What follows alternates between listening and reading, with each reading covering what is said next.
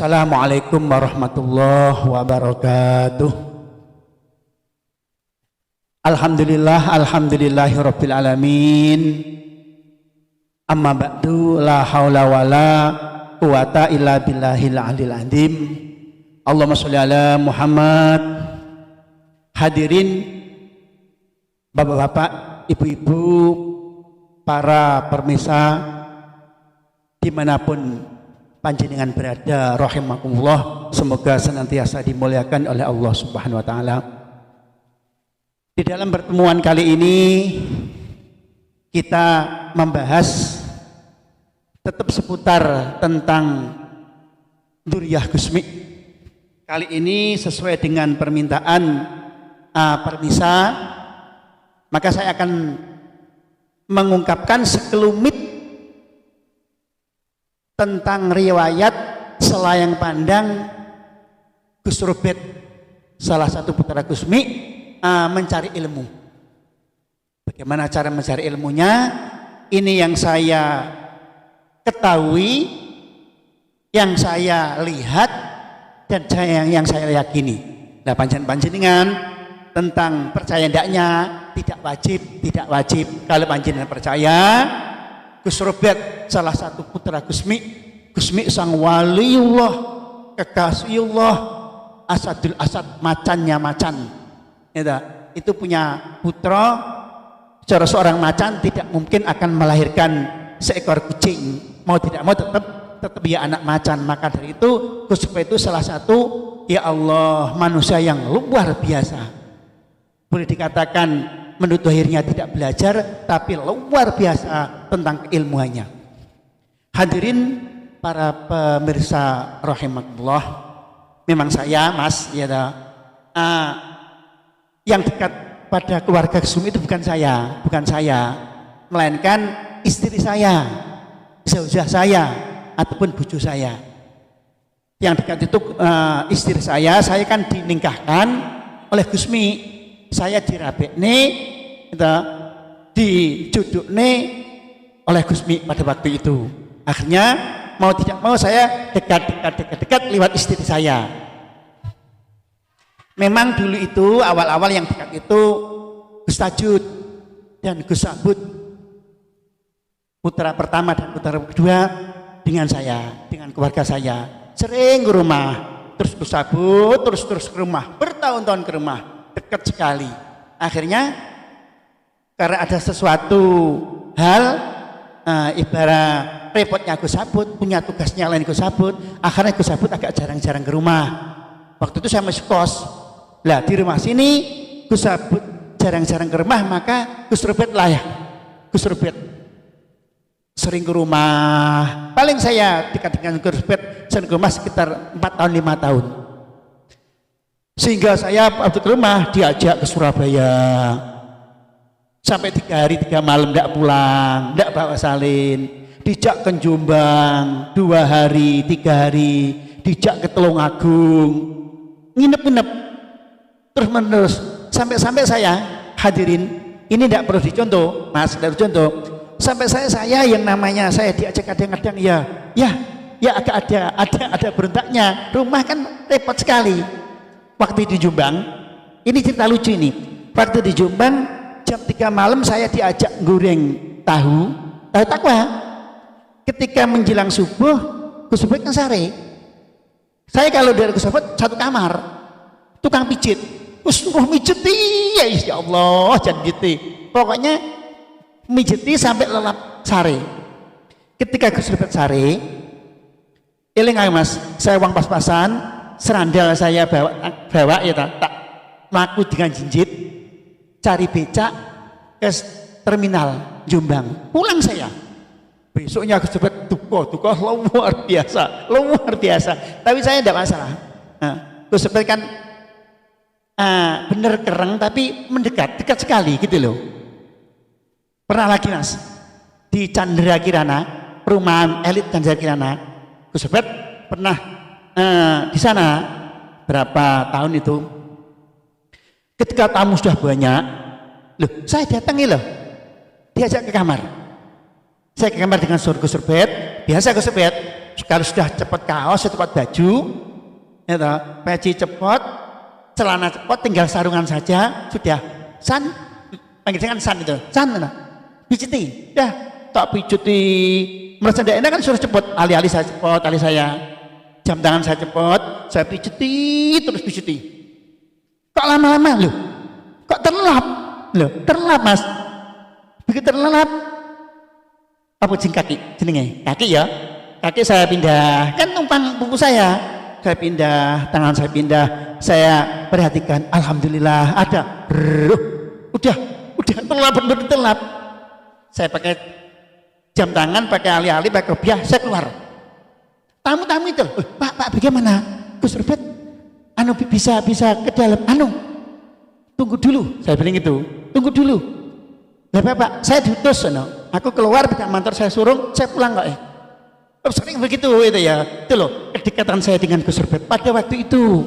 Nah, karena dekatnya saya bisa mengambil ilmu saya ambil, itu akhirnya Gus Robert bercerita, San ini loh, nah, San waktu dulu itu kamu di dalam pondok Al-Falah Ploso Mojo Kediri, aku ya di pondok San, kamu di kamar AA toh, saya memang di kamar AA mas, kamar AA 1 Al-Azhar. Gus Robert katanya kadang di AA sebelahnya, kadang di kamar A Handayani. Tapi menurut cerita santri-santri, Gus Robert hanya sekali-kali ke sana. Tidak pernah sekolah tidak, maji tidak. Di pondok paling di warung malam dengan anak buahnya, di kamar hanya itu ngobrol, sudah gitu aja. Di pondok Gus Robert tidak pernah, saya belum kenal pada waktu itu. Tapi Gus Robert sudah kenal saya, jeli. Setelah itu San, gitu, aku akhirnya niat mondok di Pesuruan. Di Pesuruan di pondoknya Yai Mat Ali Muhammad Lebak Winongan. Di sana ya memang Gus Robert ya putranya Gus Mi diistimewakan, kamar istimewakan, santri juga menghormati. Tapi Gus Robert tidak merasa nyenyak, tidak merasa nyaman. Kenapa? Ini gila ya. Kalau malam tidur itu Mbah Jazuli berarti bapaknya Gusmi gitu. Mbah Jazuli pendiri Pondok Al-Falah gitu. Itu mesti menghampiri. Ngimpi kan sudah meninggal. Dimpeni. Iki bahasane. Le mulia no. Besoknya lagi 2-3 hari dimpen lagi mulai. Karena selalu diimpeni kon mulai gak leh mondok risih Gus Robert pulang langsung. Aku mulai San. Aku gak mondok gitu. Mulai langsung ke Kediri gitu, turun di Kediri, dengar Gusmi ada di Bandar. Ini loh, aku krungu Gusmi yang Bandar, aku mikiran, itu masih remaja. Gusmi di Bandar, saya kan anaknya, saya kan putranya, jalan aku tak sowan, tak mengadukan cerita yang indah ini, karpi Gus Robert begitu. Gitu. Sowan, dipanggil.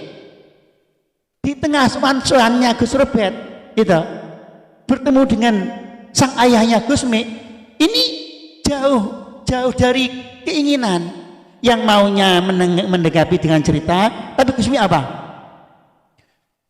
Ceritanya Gus Robert ini ya, aku San, pedok Gusmi lagi awalnya pedok lo, disunani aku, bukan ente-entean, aku langsung kelepat, mulai wadul ibu, aku lah anaknya, orang tong ini, ayahku, bapakku gak tahu, pedok gak tahu, pedok bisa bukan nyeneni ngono. Aku mau pedok. Loh, Gus Robert itu biasa begitu. Aku mau pedok Gus Minek. Jenenge itu, cik remaja di anak-anak.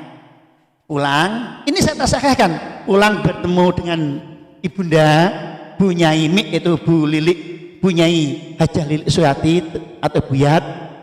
Betul, diwatukan ini. Apa kata ibu? Ibu cerita dengan saya nih. Aku juga matur ibu cerita dengan saya nih. Anusan tak ini wis bek, nih kan bek ya. Wis bek, kok nek kapan-kapan Gusmi kondur pulang tak ceritane iki tak dukane Gusmi. Lho anake, putrane kok dukane piye karepe? Lho mandiri kok ngene. Kan ibu putra segala-galanya to.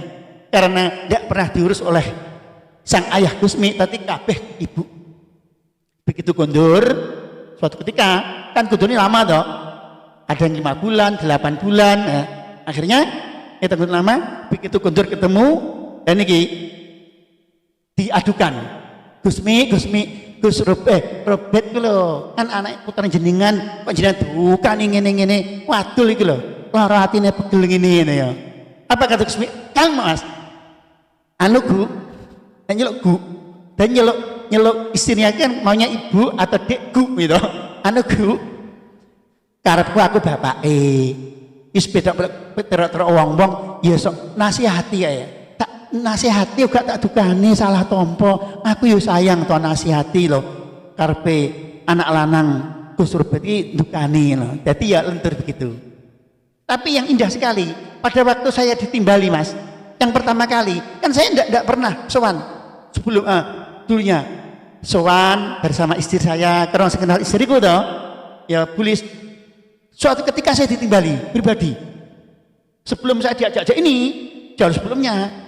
Itu Mas Sarwani Badat Nimbali masa sampai ditimbali Gus Robert aku bingung loh aku tidak dikenal saya takut itu enggak aku merorono luar biasa Mas aku diajak ke kamar ditunjukkan kitab-kitabnya Gusmi ternyata kitab-kitab Gusmi itu disimpan itu diwariskan pada Gus Robert itu luar biasa baca kitab tidak usah buka kitabnya langsung hafal aku suruh ambil yang satu baca, aku bilang, Gus maaf Gus, aku nggak bisa Gus.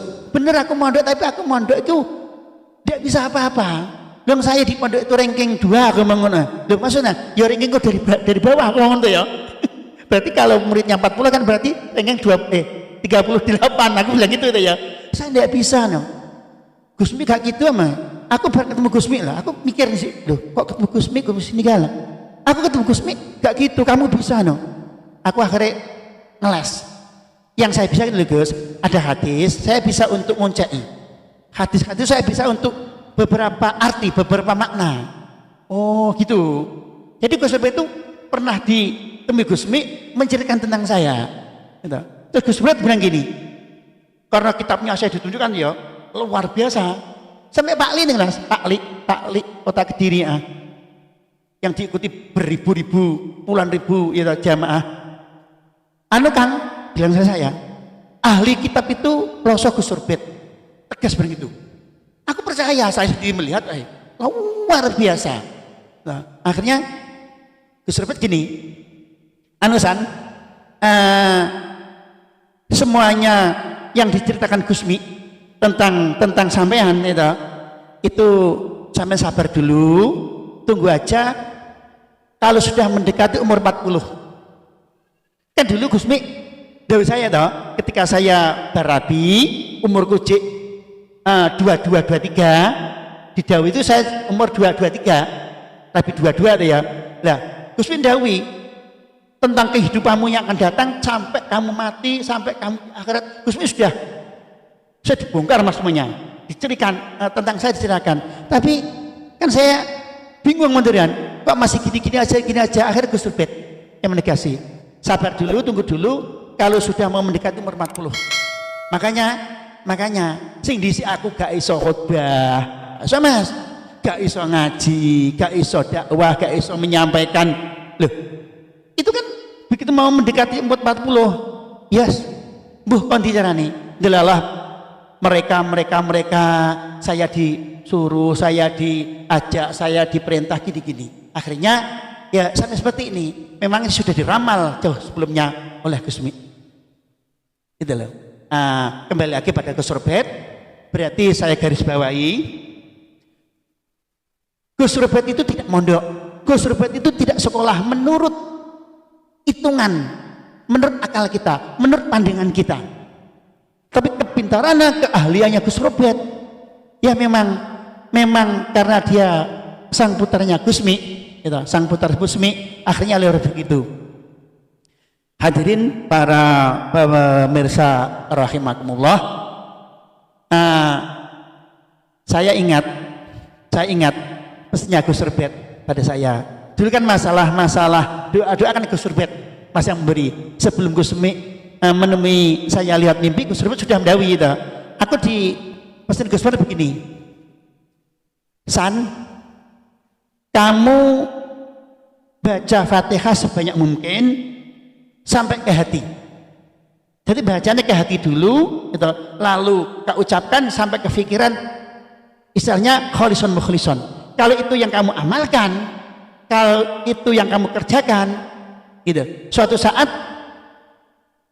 orang-orang yang memiliki ini khotam jim, orang-orang yang memiliki barang-barang harus termasuk setan itu genderuwo selain lainnya sak piturute, nanti akan kamu pandang dia akan terjungkal dan akan ketakutan dengan sendirinya. Terbukti tak sekarang ya? Terbukti tak? Musolah ini kabeh dah lihat ya, seluruh jamaah musolah kalau ada orang-orang yang punya jin, orang yang kerasukan demit setan dan sebagainya, barang gaib masuk saja sudah terjungkal-jungkal dan terguling-guling, bengok-bengok, apalagi sampai tak sentuh, sampai tak geblok pundaknya dan sebagainya. Aku kira itu yang perlu saya sampaikan, aturkan tentang Gus Robert. Nah, sekelumit selang panjangnya tentang Gus Robert, tidak sekolah, tidak mondok, tidak ngaji, tapi ahli kitab luar biasa dan ampuhnya luar biasa sekarang. Cuman sekarang sulit untuk suan-suan. Saya akhiri. Wassalamualaikum warahmatullahi wabarakatuh.